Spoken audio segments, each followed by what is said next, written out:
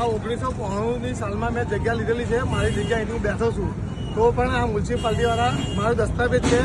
અને વેરો ભરું છું, લાઇટ બિલ ભરું છું, રહું છું વર્ષોથી, 35 વર્ષ થઈ ગયા છે અને મ્યુનિસિપાલિટી બળજબરી કબજો લઈ રહી છે મારી જગ્યાનો અને કહે છે તમારી આ જગ્યા ન હોય તો મારી જગ્યા દસ્તાવેજ છે, આ બધું છે, તો કઈ મારી જગ્યા કઈ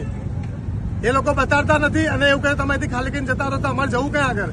કોઈ દસ્તાવેજ વગરની જગ્યામાં હું નહીં બેઠો, સરકારી જગ્યામાં નથી બેઠો હું અને મારી માલિકી જગ્યા બળજબરીથી કબજો લઈ રહી છે. જો તમે કાયદેસર કોર્ટમાં કેસ કરેલો છે અને કેસ ચાલુ છે તો બી એ લોકો કોર્ટને પણ ગણકારતા નથી, કાનૂનને પણ એ લોકો હાથમાં લે, કાનૂનને પણ ગણકારતા નથી. ચાલુ છે તો જબરજસ્તી મ્યુનિસિપાલિટી જબરજસ્તી ઘર માલિકનો દસ્તાવેજ વાળી જગ્યા લેવા તૈયાર છે અત્યારે. સાતારામાં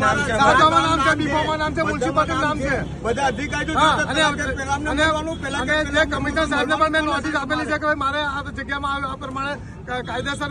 માલિક છું, નહીં તો તમે મને બતાવો મારી માલિકી કઈ છે. એમને મ્યુનિસિપાલિટીમાં નામ બોલે છે તો બી એ લોકો બતાવતા નહીં કે તમારી જગ્યા અહીં છે.